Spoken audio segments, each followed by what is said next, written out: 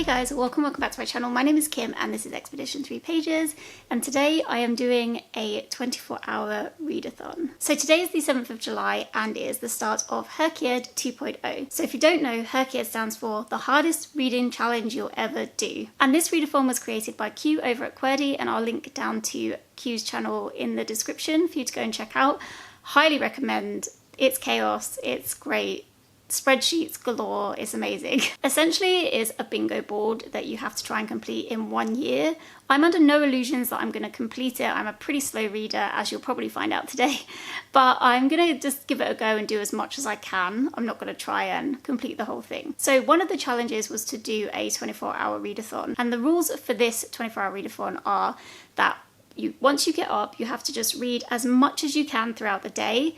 And then once you go to bed, that's it, you're done. So you can't split the 24 hours over multiple days. You have to just basically get up, read as much as you can in 1 day. And today I have the day off. So I was like, amazing. Today is going to be the day that I try that. So it is currently, what time? It's currently 9:40, and I did get up at 6 a.m. this morning. I didn't start the challenge until 6:30, as you probably saw in the B-roll. So yeah, it's been going for over 3 hours now. So how am I doing? I haven't read that much, but I am pleased with my progress. You also saw it in the clips, the books that I'm going to try to read today. So both are actually for TBR Trail, which is my TBR game that I play every single month with a load of you guys. So Orion Lost is the first one. I'm reading this book for the prompt read a book in honor of UFO Day, which falls in July. This is a middle grade book. And then also we had the prompt to read a book with food on the cover, and I picked Mooncakes, which is a graphic novel written by Suzanne Walker, and the illustrations are done by Wendy Zhu. So very excited to get to this one as a bit of a break throughout the day. I do also have an audiobook on the go, and that is River East, River West by Aubrey Lescure. And yeah, this is on audio. I'm listening to this on BookBeat. Who is the narrator? Let's just find out. Sometimes it's difficult to find information on all these different apps because they're always in different places. So there's two narrators. There's Jennifer Lim, and then there's David. I can't pronounce his name, but it's S-H-I-H. I think I've only had the female one so far, but yeah. Anyway, excited to see where David starts narrating. So far this morning, I started by listening to Orion Lost. I kind of was under the impression that it was like a middle grade book, and I guess it is, but I think it's older aged middle grade. The language is a little bit more complicated than I've read in other middle grade books, and the subject matter is just a bit more complex because it's about space travel. There's a few technical terms thrown in there, things like that.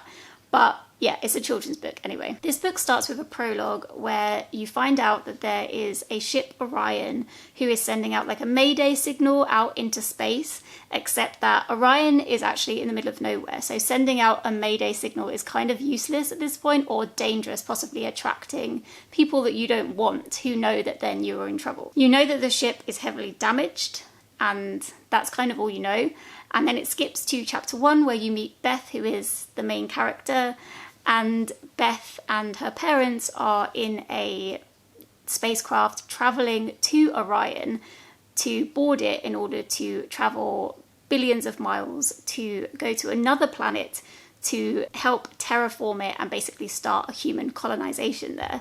So yeah, high stakes. So then obviously we've gone back in time, so we know that Beth and her family are traveling to Orion, and there's going to be something that attacks Orion or something happens to Orion, and then they have to send out a signal, but we obviously don't know how that's going to happen. So there's a level of tension already, like as you start the book, because you know that that is going to happen, but you don't know when. And yeah, I really like that. I think that's done really well. I feel like, oh, I didn't even say who this was by. It's by Alistair Chisholm, and I think his writing is really engaging. When Beth boards the Orion, she then starts to meet other children on the ship, and there's a character called Lauren who's very, very into her tech. She's probably going to end up cracking codes and helping out a lot because she's a programmer, even though she's a kid. She's really, really smart. She's already trying to break into the ship systems and stuff like that. So she's a nice character. She's very bubbly, fun and excitable. There are 3 boys that she's met. There's like the captain's son who's very haughty and proud, and then there's another boy who's a bully but looks up to the captain's son, and then a third boy who's kind of quiet and nice, but we don't know too much about him yet. And yeah, like I said, I'm enjoying it so far. So I've reached the point where I think something is about to go down. I'm on page 57. I'm just about to start chapter 7. Anyway, I'm enjoying this a lot and I'm excited to continue. I've also listened to a bit of River East, River West. I've listened to only 40 minutes of it, so I'll talk more about that later.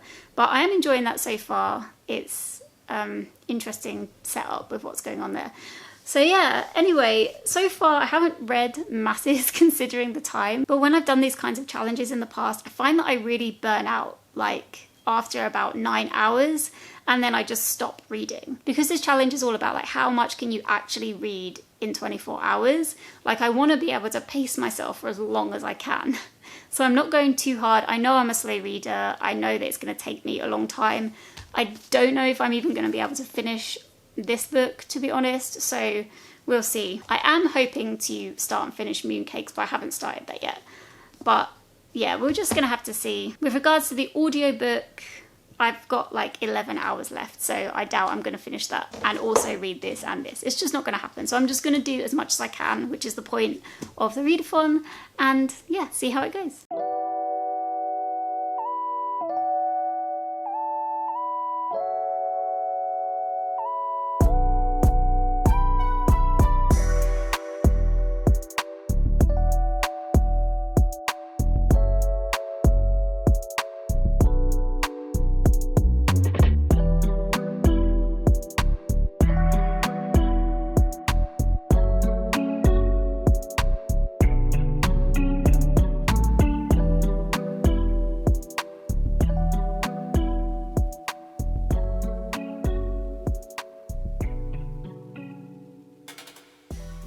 Hey guys, we are now 10 hours and 40 minutes into the challenge.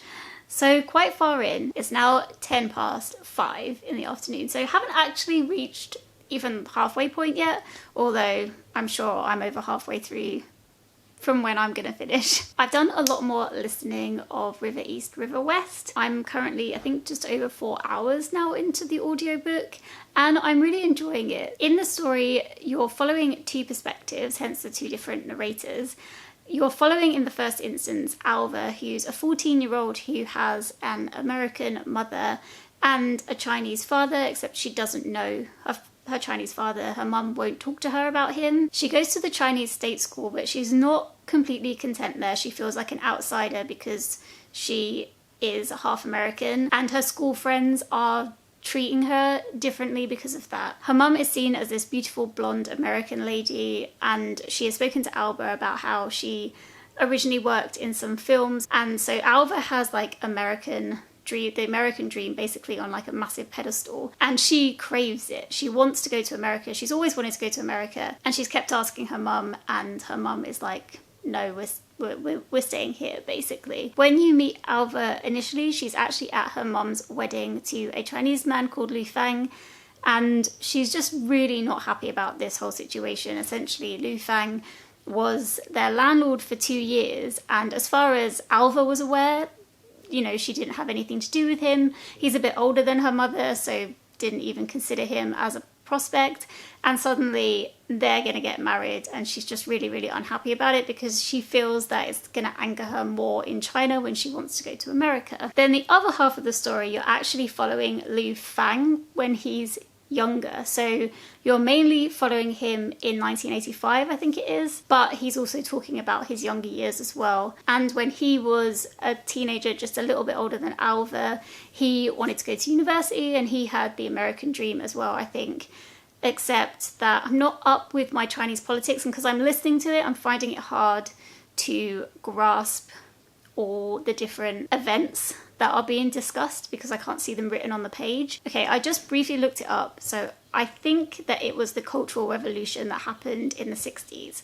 So Lu Fang is at university, and then essentially all the universities got shut down, and so he couldn't complete his university degree, and he got sent to work in the farms. And then when he goes to work on the farms, he meets a woman who is then going to be his wife.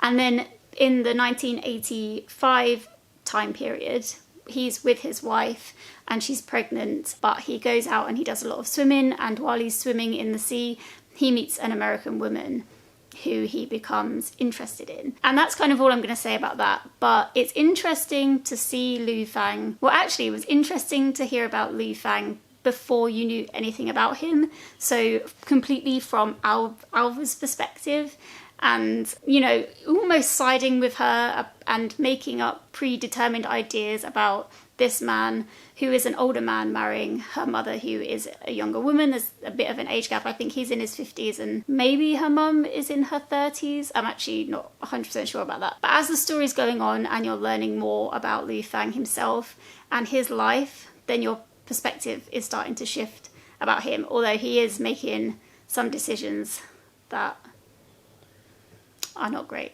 So it's a really interesting kind of way to view the book, and it's an interesting two perspectives. I don't think I've ever read a book that has dual perspective between a child and a step-parent before. So that is a very interesting thing to think about. And also just learning about Chinese history. Like, there's not much I know about Chinese history, so it's interesting reading a little bit about that. So I'm about 34% of the way through that book at the moment, and something's happened in Alva's life which is going to change it quite drastically, and I'm interested to see how she's going to respond in the situation she's put in. I don't want to say anything because I don't want to give anything away, but I'm interested in where her storyline's going.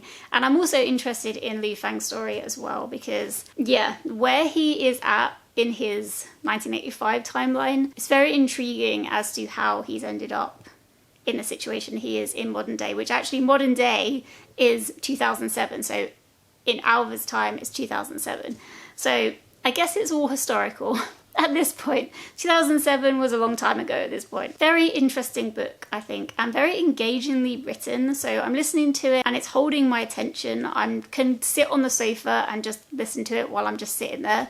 And I can't do that with a lot of books. So it's definitely an engaging read, and I'm enjoying it. I did start Mooncakes a bit earlier. I think I showed you just starting it. I only read 2 chapters, so I'm on chapter 3 at the moment. You initially meet Nova, who is a young witch who is helping her 2 nans out who own a bookshop. But in the very first couple of pages of this book, you actually meet a character called Tam, who then you very quickly realise is a werewolf. And Tam hasn't been back to this small town where Nova is living for a long time. They grew up there and they've come back after a long time. And that is because there is some sort of demon that they're trying to fight. And so Nova discovers Tam in the woods, and then they basically set out on an adventure to try and defeat the demon. That's essentially the storyline. And so far, so cute. It's a nice, fun, quick read at the moment. The main character, Nova, she does have a hearing aid as well, so there is a little bit of just kind of general discussion about that, not in depth, but just comments on the colour of the hearing aid, and sometimes she can't hear other characters and things like that. So I am reading this for disability rep for HRCYED as well. So yes, enjoying this one so far. Hopefully I'll manage to finish it at some point today. And then finally, Orion Lost. I have made progress. Doesn't look like much in the screen, not gonna lie. I'm on page 139. So not bad. And yes, I like where we're at the moment. We're now into the main storyline where there is trouble to try and sort out for the characters. And yeah, it's one of those classic things where at the moment there's a bit of a disaster they've got to work out, and then there's another thing that they've got to work out, and it's problem solving and all that good sci-fi stuff. So yeah, that's it. I feel like I have done like a decent amount for me. I did take a little break and I watched some YouTube, which I did include in the B-roll. Actually, she's a massive, massive booktuber, but I didn't know about her until recently. I showed Meg with books. Actually, I feel like years ago I did watch some of Meg's videos, but hadn't for a long time, and then kind of rediscovered her. And she is like a joy to watch. So highly recommend Meg with books. She always makes me laugh. She's always got something funny to say. And she talks really well about the books that she reads. She's quite insightful about things and does talk in quite a bit of depth about every book that I've seen her do recently anyway. So yeah, I do recommend her. She does fun vlogs and things like that. So yeah, I watched a tiny bit of that just as a little break. But Q did say you could take breaks and you could nap and eat and all that good stuff. You didn't have to try and constantly read for 24 hours, which, to be honest, I would not be able to do. So I'm very glad that that was not a stipulation to this. I did also pop up the road and get food and dinner for tonight. So I went out and did that. I did listen to my audiobook while I was doing that. So I was reading technically while I did that. But yeah, I'm happy with where it's going. Now I've blabbed, it's now like 5:30. I'm going to go and carry on. I might carry on with a bit of Orion Lost, because I would like to at least almost finish this by the end of the challenge. That would be good. Oh, actually, let me tell you what I bought when I went shopping. Okay, so I went to Sainsbury's to go food shopping, and I just casually walked past the bookshop. You can see the top of it here. Can you know what it is? Yeah, it basically says it. It was £13. I couldn't resist. I bought Bury Our Bones in the Midnight Soil by V.E. Schwab. So this is V.E. Schwab's newest release, and it was released on the 10th of June.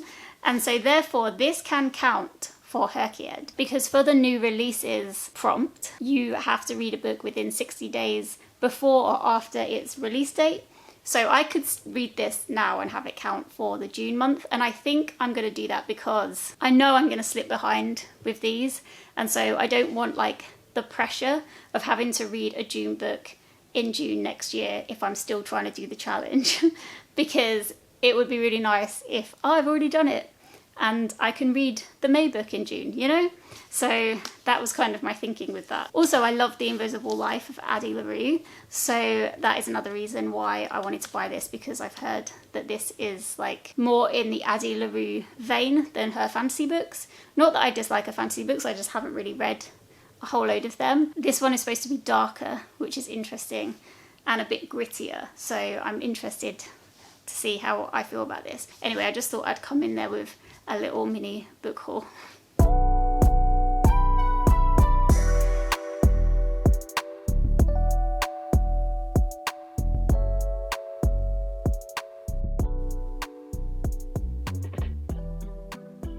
So it's currently actually the 9th of July.